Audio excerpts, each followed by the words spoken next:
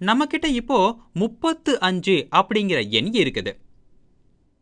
இந்த 3 அப்படிங்கிற எண் 10ஆம் இடத்துல இருக்குது. அதை நான் டென்ஸ் அப்படின்னு மேலே எழுதுறேன். இது 10ஆம் இடத்துல இருக்கிறதுனால 30 இல்லைன்னா 3 10களா பிரிக்கப்பட்டிருக்குது.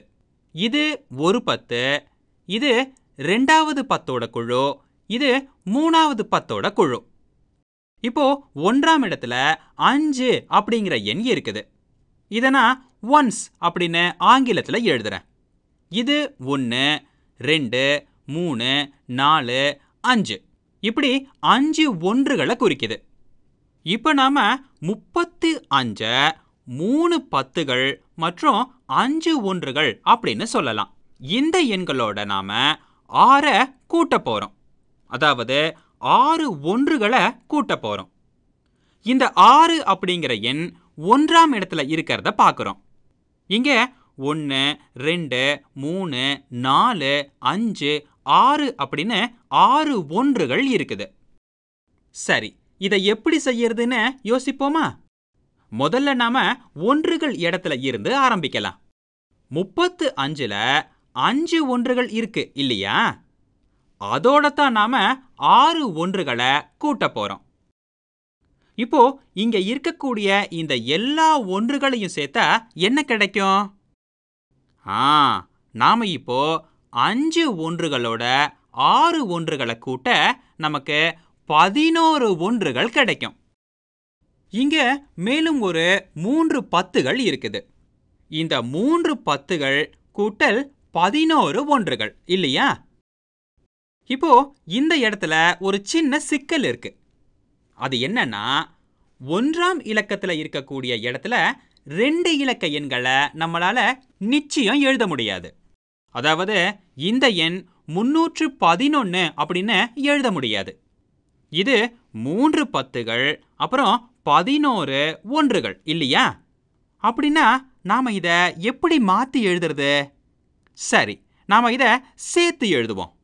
அதாவது என்கிட்ட 1ஆம் இலக்க எண் இருக்கக்கூடிய இடத்துல 0, 1, 2, 3, 4, 5, 6, 7, 8 இல்லைன்னா 9 இதை மட்டும்தான் போட முடியும். இதுக்கு பதிலா நமக்கிட்ட இங்க 2 இலக்க எண் இருக்குது இல்லையா? இதை நான் என்ன பண்ண போறேன் அப்படின்னா, என்கிட்ட இந்த 10 அப்புறம் 1 இந்த 2 எண்கள் இருக்கிறதா வச்சுக்குவோம். ஒரு 10 உருவாக்கக்கூடிய போதுமான ஒன்றுகள் என்கிட்ட இருக்குது. இப்போ என்னால அந்த ஒரு 10 இதுல இருந்து அப்படியே எடுக்க முடியும். அப்படின்னா இந்த 10 எடுத்து இன்னொரு குழுவா இங்க புது குழுவா சேர்க்க முடியும்.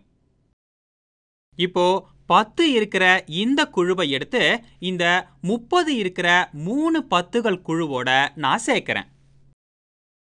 நான் அப்படி சேர்க்கும்போது இங்க என்ன நடக்குதுன்னு பார்த்தீங்கன்னா, 1, 2, 3, 4 10கள் கிடைச்சிடுது.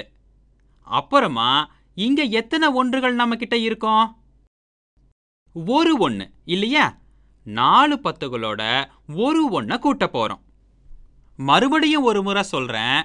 அதாவது 3 10கள் மற்றும் 11 ஒன்றுகளை நான் இங்க 4 10கள் மற்றும் ஒரு 1 அப்படின்னு எழுதியிருக்கேன்.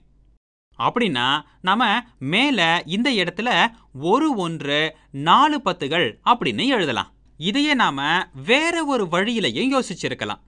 அது என்னன்னா, இந்த 1ஆம் இடத்துல இருக்கக்கூடிய 5ஓட நாம 6 கூட்டுறோம். அப்போ நமக்கு 11 அப்படிங்கிற விடை கிடைக்குது. 11 அப்படிங்கிறத நான் இந்த 3க்கு மேல ஒரு 10களாகவும் இந்த 5க்கும் 6க்கும் கீழே ஒரு ஒன்றுகளாகவும் போட முடியும். அதுக்கப்புறமா இங்க 3 10களோட மேலே இருக்கக்கூடிய ஒரு 10 சேர்த்து 4 10கள்னு ஆக்கி கீழே 4ன்னு போட்டிருக்க முடியும். உண்மையிலேயே நீங்க இங்க என்ன செய்யறீங்க அப்படின்னா, 5 கூட்டல் 6ங்கிறது 11ன்னு உங்களுக்கு ஏற்கனவே தெரியும். அதுல ஒரு 1 இங்க போடுறீங்க, இன்னொரு 1 10ஆம் இடத்துல போடுறீங்க. அதாவது இந்த 11ல ஒரு 10ம் ஒரு 1ம் இருக்கிறதா அர்த்தமாகுது. இந்த 1 1ஆம் இடத்துக்கும் இந்த 1 10ஆம் இடத்துக்கும் போகுது.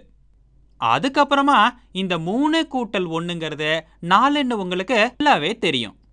இது மூலியமா உங்களுக்கு இப்போ 9க்கும் மேற்பட்ட ஒன்றுகள் 10ஆம் இடத்துல எப்படி இணையுது, 1ஆம் இட ஒன்றுகள் எப்படி சேர்ந்து 10கள் இடத்துல இணையுது அப்படின்னு தெரியும் இல்லையா?